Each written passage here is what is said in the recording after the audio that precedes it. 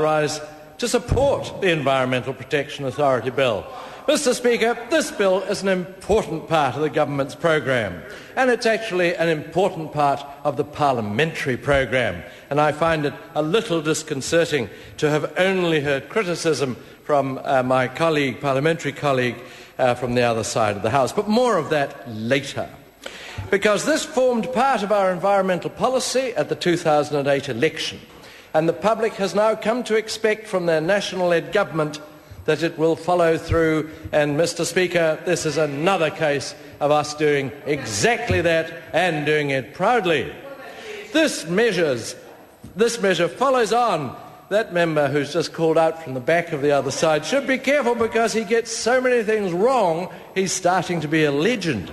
This measure follows on from the first stage of the RMA reforms which were passed, and is really an important part of the process of ensuring our need for economic growth, that it is carefully balanced with environmental concerns. I'd just like to draw to the attention of Charles Chevelle the mission statement, Environmental Stewardship for a Prosperous New Zealand. And that is the Ministry for the Environment. They have a balanced approach. A balanced approach? Balanced. Thank you from my colleagues. And we do talk about balance. We know that's not a popular word with the other side of the House. But I believe, and the National Party believes, that we must achieve the right balance, Mr. Speaker.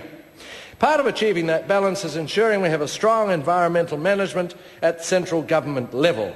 That is what the Environmental Protection Authority will give us. Mr. Speaker, my involvement with this bill has been as chair of the Local Government and the Environment Select Committee. I'd like to thank colleagues who are part of that committee for the work they put into the bill and the constructive debates and discussions that we had. I would just point out, Mr. Speaker, that we do appreciate the Labour Party in particular have been going through difficult times, and it has been difficult to provide continuity at the meetings.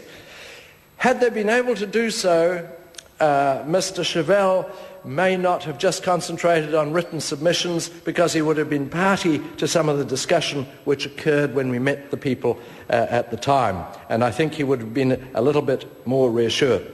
I'd also like to thank the officials from the Ministry for the Environment and the Environmental Risk Management Authority for the assistance and advice and work that they did and provided us with.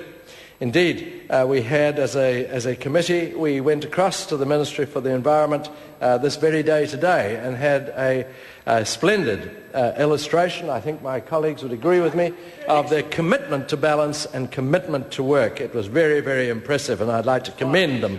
It was inspired leadership. I'd like to focus, though, on what the opposition have been saying about this bill when they spoke about the bill. I participated in a debate last Wednesday on the various parties' approaches to the Resource Management Act. Labour were represented by Charles Chevelle, and I listened to what he had to say about the Environmental Protection Authority. He expressed a general support for the idea for having an agency of this nature at central government level, Mr. Speaker, but he seems to be frantically scrambling around for something to disagree with. And that's what he was doing again today, looking, searching, desperate to find something he could disagree with. Even referring to 80s pop songs. Referring to 80s pop songs. Indeed. One of the main criticisms he raised was that the bill doesn't contain a sentence explicitly requiring the EPA to protect the environment. Isn't that supposed to be the objective? Amy Adams asked. Indeed. It just shows how desperate Labour are to try and gain traction on something, to find something to criticise. Mr. Speaker, we are dealing in this bill with policy and practicality and not Cloud 9 ideology. As the member knows, every bit of legislation that sits behind the EPA is about protecting the environment. Protecting the environment is at the core of this bill. Absolutely. Protecting the environment, Mr. Speaker, is what this bill does and what every piece of legislation the Environmental Protection Authority is built on. Then Labour say that the bill is not clear about the need for the EPA to take Maori perspectives into account in decision making. I find that a real example of the fact that they didn't come to the meetings and hear what was said, Mr. Speaker. Because the EPA, like the Environmental Risk Management Authority before it, will have an independent board and a Maori advisory board. Like the EPA itself, the Maori advisory board will be at arm's length from the Minister.